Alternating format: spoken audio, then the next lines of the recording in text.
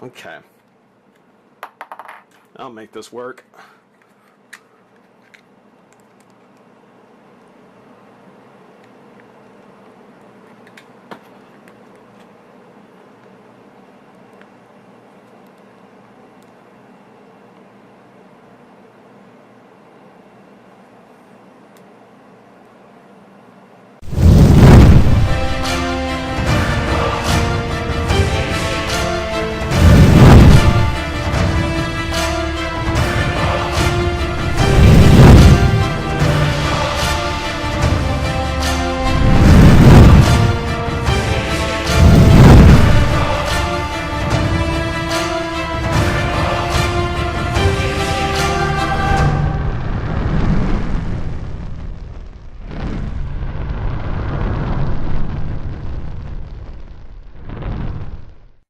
Hey, friends revolutionaries! Here to take a look at the fourth figure from the Marvel Legends, the modern Marvel Legends Hit-Monkey series. We're going to take a look at the conquering hero, or, well, one of the conquering heroes, Hyperion. There's Hyperion, and I don't know why they put Hyperion out first, because it looks like Sentry is going to be the variant figure, and frankly, it looks like he would be a whole lot cooler. He looks like he'd be a whole lot cooler. I would really love to get the Sentry figure. It's a shame that that they didn't have him on the shelf. They actually had Hyperion, who I don't know a lot about. I don't know a whole lot about Hyperion. I know he was a member of the Squadron Supreme, which was kind of Marvel's attempt to knock off the Justice League. And Hyperion was their Superman character. I know that because a buddy of mine was real big into Squadron Supreme. Didn't read it myself, didn't know a whole lot about it. Only that it was kind of their version of Justice League, and this was their Superman. So I don't know how about Hyperion, whether that's good or bad, don't know. But Sentry, I would have preferred to have Sentry. Sentry would have been a much cooler character than Hyperion. But take what you can get, right? On the side, it says collect these three figures to build Hit-Monkey. So even though it's got this really great print, this really great picture on the back, they did go ahead and tell us that to get Hit-Monkey, Hyperion, Iron Fist, and She-Hulk, the red She-Hulk, were the three figures you had to have. They neglect to mention that there's also a Captain America, Wolverine, and Archangel, because they don't build Hit-Monkey. So, even though they are part of the Hit-Monkey series, they're not actually listed as being figures in the set. Good or bad, I don't know. I can appreciate the fact that they're telling us these are the three you have to find, except for the fact that Iron Fist actually I think it's Protector is the figure that was on the shelf, but they have a picture of Iron Fist. So I don't know if well, we'll talk about it when we get to him. For now, though, on the packaging, just the regular Marvel Legends packaging. Again, we've got the print back here with the portrait at the top. Marvel Legends includes arms and pistols to build Hit-Monkey. And it's got the instructions there on the side just to make sure you know where things go. On the write-up, it says the conquering heroes, all-powerful protectors struggling against a heart of deepest darkness. Yeah, that says a whole lot. Come on, Marvel, give us more. Come on, Hasbro, give us more. Includes Tales of Hit-Monkey, part 1 of 3. That'll be helpful because I don't know a whole lot about Hit-Monkey. So this will actually be useful. It'll be kind of fun to learn a little bit about a character I don't know a lot about. On the side, of course, the panels, there is the Captain America and the Archangel. In the middle, I'm guessing that's Hit-Monkey. I'm guessing. I'm not sure, but I'm guessing that's Hit-Monkey. It really should have been Wolverine. So you would have seen Captain America, Wolverine, and Archangel, because you don't see them on the back where you see Hyperion, Iron Fist, and Red She-Hulk. Kind of would have made sense, but that may just be me. We'll go ahead, we'll pop Hyperion out of the pack, take a look, and have some fun. Be right back. Alright, we've got Hyperion out of the pack, and I like him. I like him. He's got some problems for sure. And in a lot of ways, he's kind of the opposite of what Captain America was. Whereas Captain America had a lot of stuff going for him, had a lot of good stuff, a lot on the plus side, I wasn't crazy about the figure. I really wasn't. For Hyperion, there's a lot of negatives. There's a lot of negatives, but I do like him. I like him despite it. And maybe it's just that I don't know the characters well. There's just not the kind of expectation on some other characters that I'm more familiar with. You know, maybe it's just maybe there's just some sort of flash blue and red color thing going on that I just dig. But whatever it is, I like Hyperion. I think this guy's actually pretty cool. Again, he's got problems to be sure, but first off, first and always good things, great sculpt on the face. They got the face sculpt exactly right. I mean, you can see he's still got that big chin, you know, still kind of got that almost Steve Rogers-like chin. It just doesn't come out quite as far as it does on Steve Rogers. You know, it's a good shaped head. It's a good size, good scale. Just the whole sculpting on the face looks really good. You know, I think that head sculpt really sells it. Really does. The furrowed eyebrows, the blue eyes, looks good. The windswept hair, the windblown hair. Looks very cool. Very scowly kind of look. I like it. I think the head sculpt does a lot to sell the figure. Mostly because the rest of it is pretty generic. So generic, in fact, there's like two key things that are really, really kind of interesting. Not good or bad, just interesting. We'll talk about it. First off, though, one thing about Hyperion that they didn't do, and I kind of wish they did, was that he doesn't come. Well, he comes with the hip monkey parts, but and he's got his cape, which we'll talk about. But there's no extra accessory he has. It's just the figure. And I kind of wish they would have given him that big buckle, that big lower torso buckle thing that he had with the rivets on it. Because that was always something that really kind of stood out with the Hyperion character, was that riveted belt, that big oversized riveted belt. They didn't do that. All they really did was they just painted the lower part of the torso yellow over the red. And it looks fine. It looks good. I mean, it's clean. There's no bleeding really, which is kind of surprising for a yellow color. There's not a lot of bleeding, not a little fuzz. It's all very clean and crisp. Kind of matches up there on the sides, on the two halves. It's pretty good. It is pretty good. But it is just a paint app. No actual sculpting there. Oh well. On the shoulder or on the sleeves, same thing. Just got a straight line of red going across the top of the arm. Same thing on this side. No sculpting of an actual sleeve. Just paint apps to indicate. And again, that just leaves it as a generic kind of male buck body. One that I'm positive we're going to see again. Legs, same thing, sculpted in a red plastic. The boots are interesting because the boots, they do have a twist at the top of the boot, but I noticed that underneath, you can kind of see the pirate fold here is actually a separate piece. It will twist independent of the rest of the foot. So they've actually now sculpted a figure, a body, so that they can use these lower legs for the pirate boots, or by sculpting a new foot with a higher boot level, just a full leg with a regular boot. Interesting. Interesting stuff. Just something to kind of get your mind thinking, what are they doing next? What's going to come next? On his hands, and again, this is another thing that you'll notice, is that you can see where there's an edge on the wrist. You know, it doesn't taper into the rest of the hand like you might see with other figures. It certainly looks like they're maybe mismatching parts. It's not terrible, but you can really see where, yeah, it's almost like a generic kind of thrown together fist or hand onto this arm.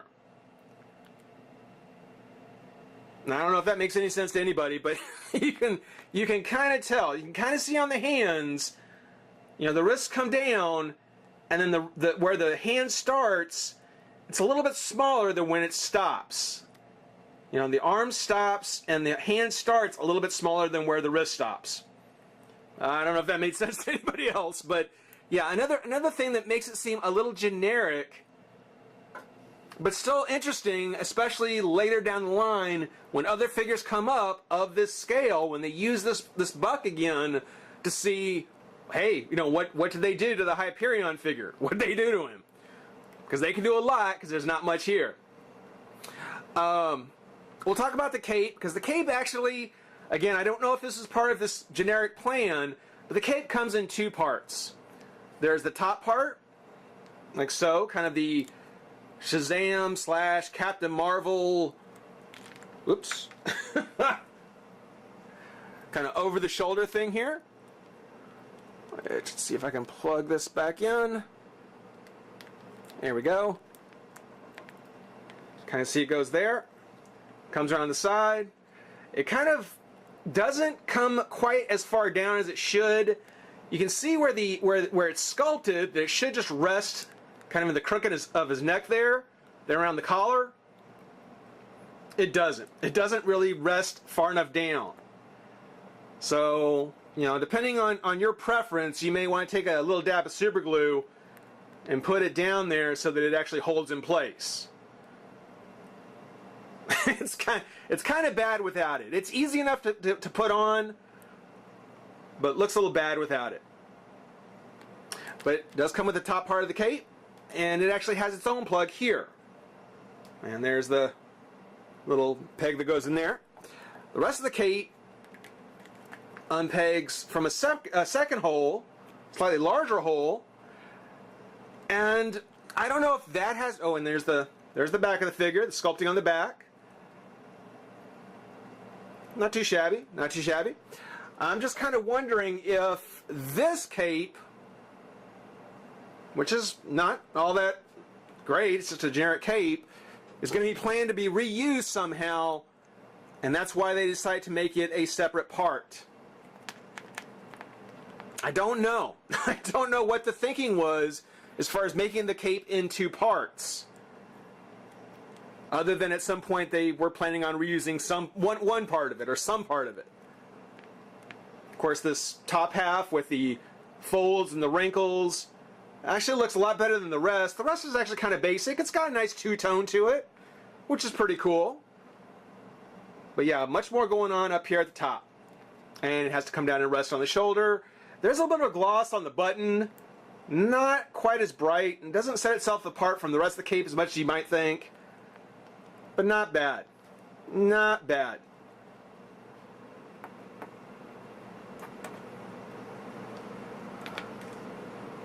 I'm going to stand up there. On the figure, being that he is like a brand new mold, or that's at least what I've read, that this is a brand new mold they have done. I haven't seen the U.S. agent. I mean, I would not be a bit surprised if the U.S. agent utilized actually this exact same buck. I'll talk about that more here in a minute if it doesn't. But the articulation on him, it's got some really nice articulation. The head, it is on a hinge and pin. And he's got a good range. Whoa, head comes all the way back and actually popped off. There you go. Goes all the way back, comes down, can actually give him a nice kind of flying superheroic flight pose, I suppose, if you wanted.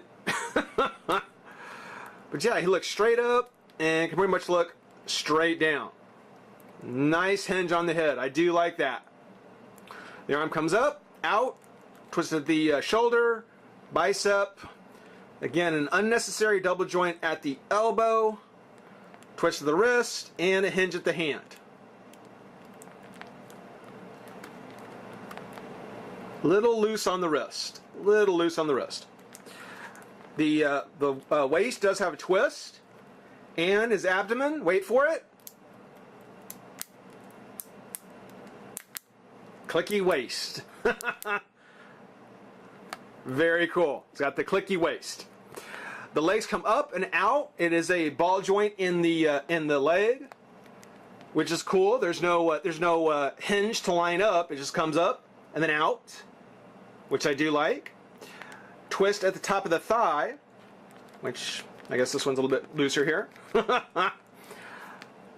fully realized double joint at the knee, as we talked about, the twist at the boot, and on the foot, there we go. Nice twist of the foot, or hinge, I should say. And there you go. You get a nice flying superhero pose there. So Hyperion actually, again, for kind of just a generic character, I like the figure. I like him a lot. And I think one of the things about him I do like especially isn't so much who he is or anything about that. Just as a figure, there's a lot that you could do with him. You can keep him as is. If you happen to find a couple of spare ones on the shelf, again, I would be surprised if the U.S. agent that was planned to come out didn't utilize this body, because other than changing the forearms, there's nothing else that you couldn't do with paint apps to do U.S. agent, and of course changing out the head. This would be a great body for U.S. agent. I was also thinking that doing really nothing else but changing out the cape and the head, maybe a little bit more with the buckle thing and the wristbands, you could actually do a 90s version of Drax the Destroyer. I mean, I know they've done a modern version of him. He's warming pegs all over town, but you could do a much more classic version of Drax the Destroyer using this exact same body as well. He's got the pirate boots and the hands and belt. Other than the paint apps up the top, I don't see any reason why you couldn't do Drax. That would be a cool figure to have. He wouldn't be the behemoth, like the Hulk level behemoth, but again, he's generic enough you can do all kinds of things with him. You could do all sorts of stuff with him. You could do another Captain America with him, because there's nothing that would have to be dealt with. It's all just a generic body. And maybe that's one of the reasons I like him, is there's a lot of possibilities that you can do with the figure itself. Maybe there's just this flash thing going on with the yellow and the red, but I like Hyperion. I think he's actually pretty cool. It's going to be a toss-up between him and Captain America as far as which one's going to earn kind of the top 3 versus bottom 3 slots at the end, but he's definitely in the running. Along with him, there's the tail of Hip Monkey. Oh, and I should show there's the parts to put him together. Tails of Hip Monkey, number 1 of 3, with Bullseye. And the parts that he comes with are Hip Monkey's arms. Just plaid-clad arms. And 2 pistols that'll fit in the hands. So, a lot of black plastic that comes with Hyperion. Not a bad character. Not one I was surprised that I liked as much as I did. I'll take some super glue and glue that down at some point, which I think it'll help out a whole lot. But he's going to be a good addition to the Marvel Legends. Again, I don't know a lot about him. Wasn't all that excited about getting him in the set. But now I got him out of the pack. This is one of those figures where it's like, I'm glad I waited until I got him open before I made a judgment. I think he's actually pretty good. Guys, hope everybody enjoyed watching. Rate, comment, subscribe, join the revolution. We'll see you soon. Bye-bye.